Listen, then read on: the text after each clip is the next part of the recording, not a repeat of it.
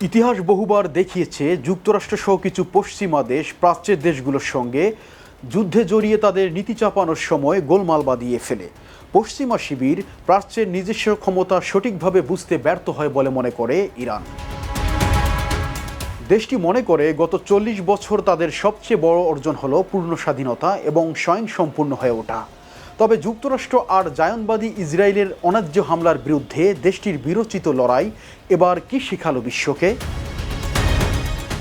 প্রাচীন পারস্যের উত্তরাধিকারী ইরান এবং তার জনগণ দেখিয়েছে যে সরকারের জনসমর্থন আছে তারা তাদের নিজস্ব ক্ষমতা সঠিকভাবে মূল্যায়ন করতে পারে।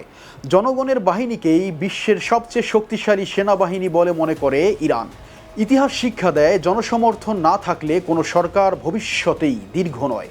ইরানি সরকার সবসময় তার জনগণের প্রতি কৃতজ্ঞ। প্রাচ্যের বৈশিষ্ট্য হলো বাইরে থেকে যা দেখা যায় তা বাস্তবে নেই। বাস্তবতা লুকিয়ে আছে মানুষের ভেতরের শক্তিতে।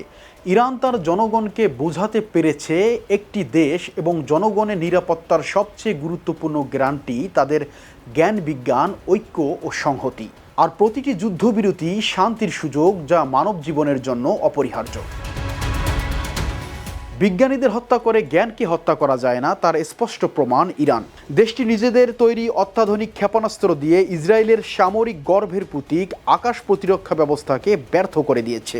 টানা হামলা করে ইসরায়েলকে পুরোপুরি অসহায় ও নাজেহাল করে ছাড়ে ইরানের সামরিক বাহিনী।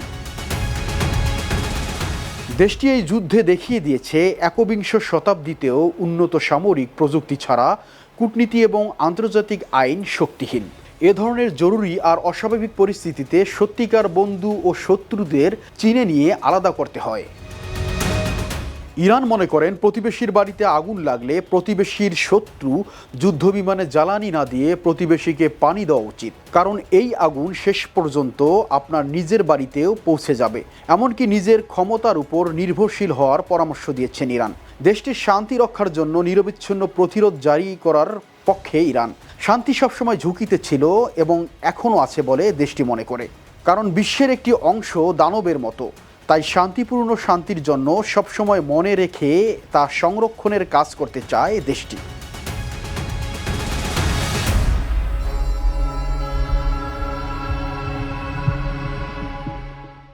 ইউএফটি ফার্স্টের সাথে ট্রেড করুন যে কোনো জায়গা থেকে। ক্যাম্পাসে ক্লাসের ফাঁকে, ঢাকার জ্যামে বসে কিংবা ঘরে বসে, ট্রেডিং এখন হাতের মুঠোয়। তাই ট্রেড করুন যখন খুশি, যেখানে খুশি।